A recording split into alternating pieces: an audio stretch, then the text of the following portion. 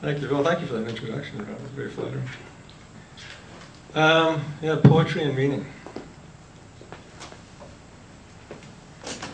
I'll start with a poem by Stephanie Bolster. It's called Rainbow.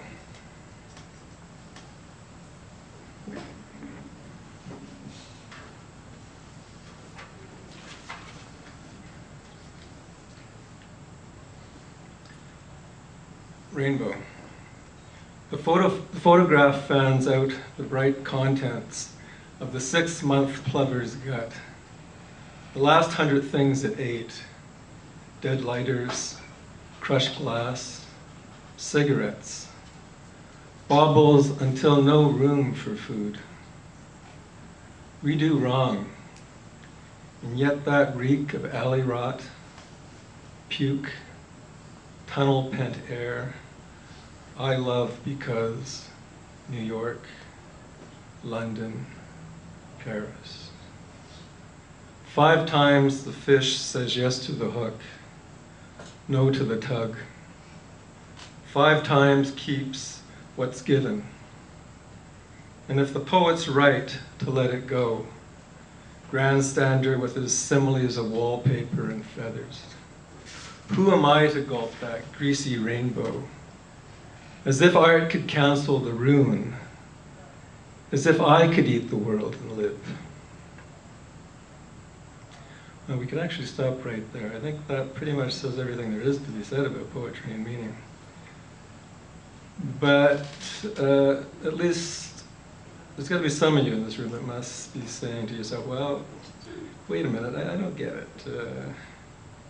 Why do you say that? So, and I hope there's at least a few, because I've got all these pages, and they're full of thought-provoking insight and very profound ideas. It's like Mark Twain said, my books are like water. Those of great geniuses are wine. Fortunately, everybody drinks water.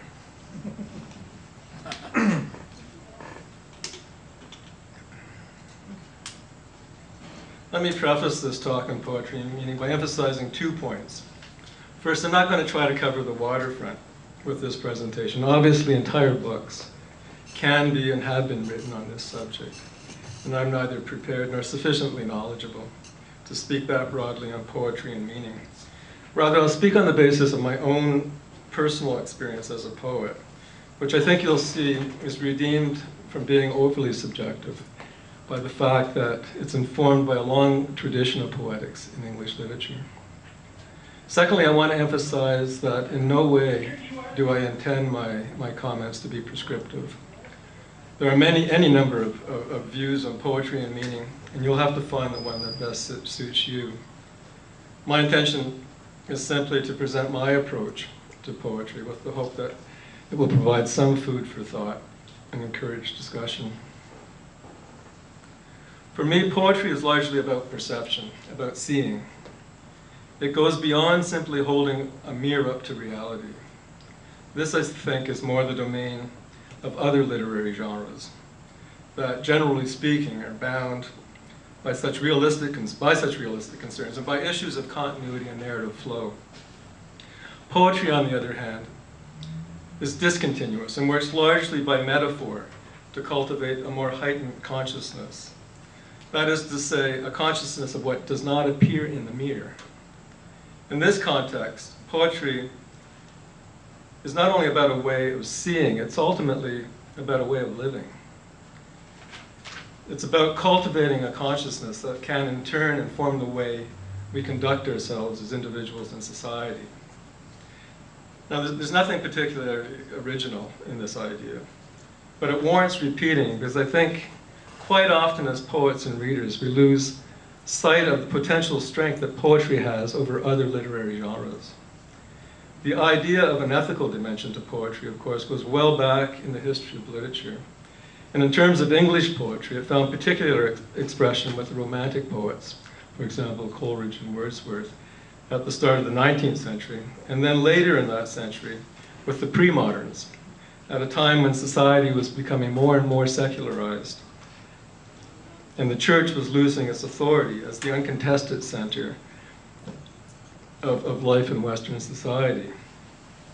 There was a feeling then, and I'm oversimplifying things just for the sake of brevity, but there was a feeling then that poetry could serve as a surrogate to religion and traditional beliefs and help the new irrational man cope with a growing sense of alienation. An alienation not only from God, nature, and society, but an alienation from himself as a being with any existential significance. So poetry then, for me at least, is about cultivating a way of seeing reality with a view to raising human consciousness to a level whereby mankind can overcome this sense of alienation in the world and alleviate the accompanying sense of existential meaninglessness by functioning productively in society with a view to improving the overall welfare of the world as a whole. Now this is a lot of theory to digest, so let's start to move into some concrete examples to help clarify things. As I mentioned earlier, in writing poetry, I'm conscious, at least during the editorial stage, not so much at all, if at all, during the initial writing stage, but a consciousness of a need to give rein to the strengths of poetry, or those strengths that poetry has over other forms of literature. For me, this usually entails focusing the poem on a single isolated object or experience in a way that avoids the space-time trappings of prose fiction, for example. And that genre is concerned with context and logical continuity. In other words, it's a question of focusing on the thing itself, a modernist credo if there ever was one. Let's take as an example an early images poem by William Carlos Williams. Now, I've chosen poems for this talk that were really literally just on my desk or within an arm's reach of my desk. There's any number of poems that I could have used to illustrate the poetics that I consider myself part of. But we can keep to these, and I think they work quite nicely. The Red Wheelbarrow. So much depends upon a red wheelbarrow, glazed with rain water beside the white chickens. The first time I read this poem, it's many years ago now, I felt like I'd just been handed a key to the universe. It was a kind of epiphany. It wasn't that I could articulate what the poem seemed to reveal to me, but I felt somehow that I'd been transported to a heightened consciousness, whereby I could intuit some greater meaning to life. This is what I mean by the power and ultimate meaning of poetry. And it's something other literary genres, in my view at least, do not achieve equally well because of inherent space-time constraints and the fact that they do not operate as fully in the language of metaphor. It's suggested in Don Domansky's essay, Poetry and the Sacred, that poetry is like a finger pointing at the moon.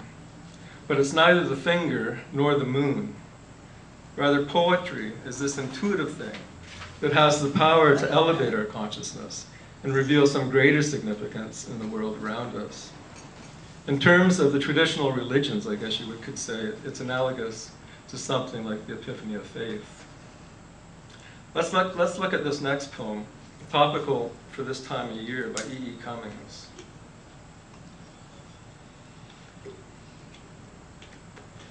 A wind has blown the rain away and blown.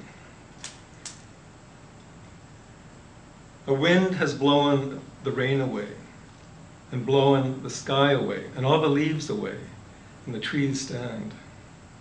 I think I too have known autumn too long. And what have you to say, wind, wind, wind? Did you love somebody and have you the petal of somewhere in your heart pinched from dumb summer? Oh, crazy daddy of death, dance cruelly for us and start the last leaf whirling in the final brain of air. Let us, as we have seen, see doom's integration.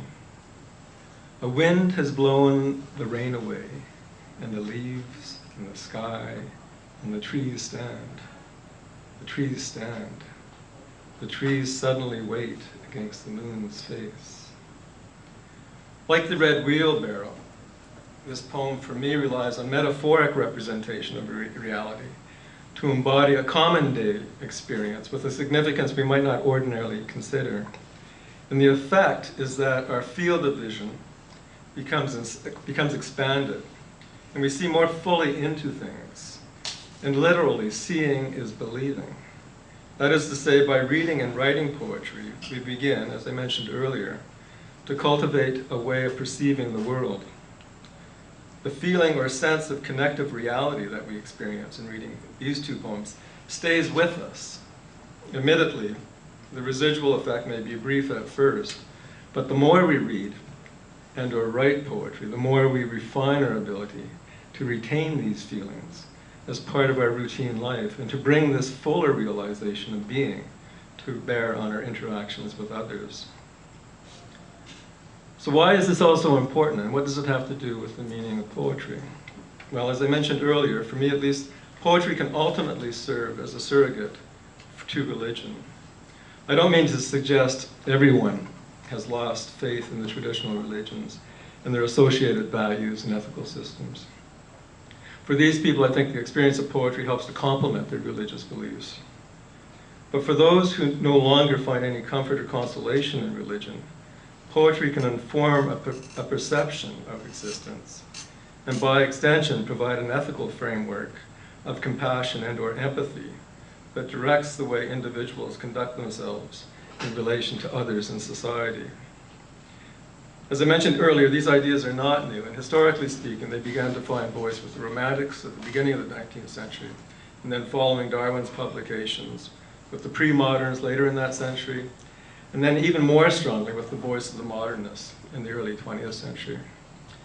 Let me read a poem by Thomas Hardy, a pre-modernist, written in 1866 that captures what would soon find more common expression in the notion of modernist angst. Hap. If but some vengeful God would call to me from up the sky and laugh, you suffering thing, know that your sorrow is my ecstasy, that your love's lost is my hate's profiting. Then would I bear it, clench myself and die, steeled by the sense of ire unmerited. Somebody move. Stand up, everyone. You're still here. Good. I'll start this one over again. Hap. If but some vengeful God would call to me from up the sky and laugh, you suffering thing, know that your sorrow is my ecstasy, that your love's lost is my hate's profiting. Then would I bear it, clench myself, and die, steeled by the sense of ire unmerited. Half eased in that a power fuller than I had willed and meted me the tears I shed.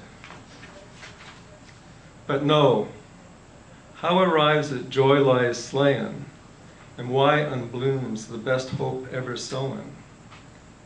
Crass casualty obstructs the sun and rain, and dicing time for gladness casts a moan. These purblind doomsters had as readily strown blisses about my pilgrimage as pain.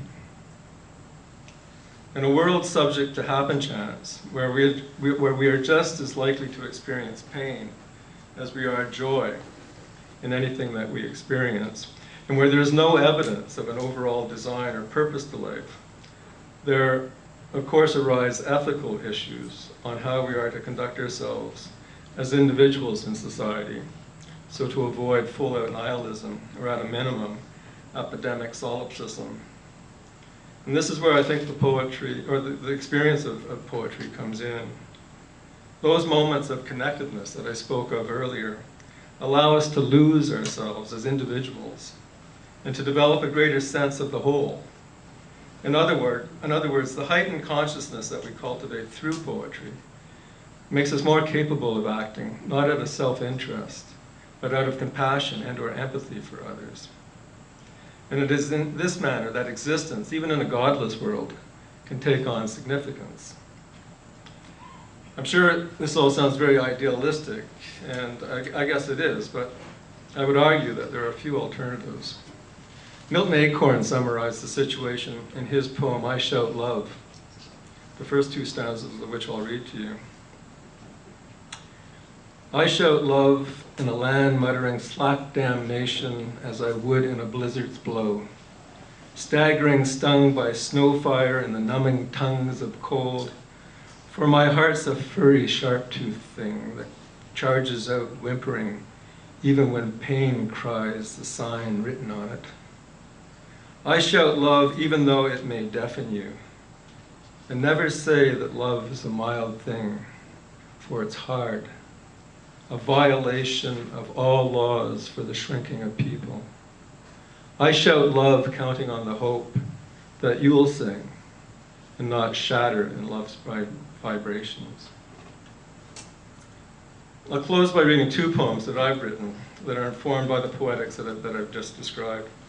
In both poems, the use of poetic expression has enabled me to lose myself in my subjects so that I can be more empathetic with their life experiences.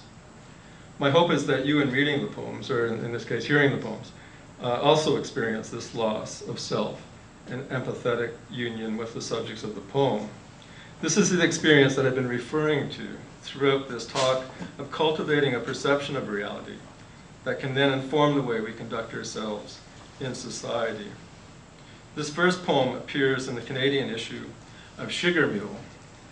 That's an online US journal that Susan McMaster recently edited, and that I hope you'll check out.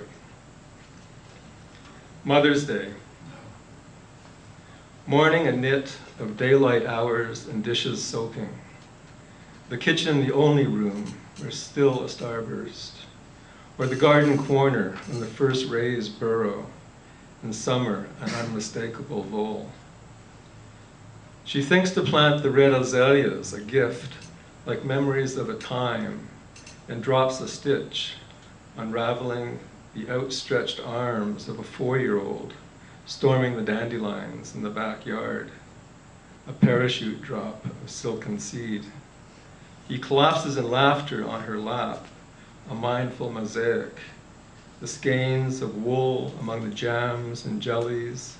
She slips into a morning sleep, hands folded in the reeds and rushes of her printed apron, and dreams of geese and scarves, sparrows and sweaters, the missing handles of teacups. And the grandfather figure in this final poem, I think you'll recognize as the somewhat heroic champion of what I find most meaningful in the experience of poetry. Solidarity. He folds the morning paper, flattens the pages center to edge, like a sail luff over leech, and thinks to butter his toast, select a jam. He wears a jeweler's loop on his glasses to help calibrate time, stirs his tea counterclockwise to break, he imagines, the molecular bond of heat. And there is more to his actions, but he does not tell his grandson, speaking instead of the man who dreamt of earthquakes and hijacked a plane to alert the president or some high official, so convinced of the prophecy of his vision. The old man's lips flake with crumbs, and he maneuvers a pair of round-nosed scissors through the folds, unravels a string of human shapes connected at the hands and feet, and fastidiously fastens the ends into a circle, unaware of the fascination of his watchful audience, for the tears swelling in his loop, like a child's wading pool, blue with a trim as white as a vapor trail. Thank you.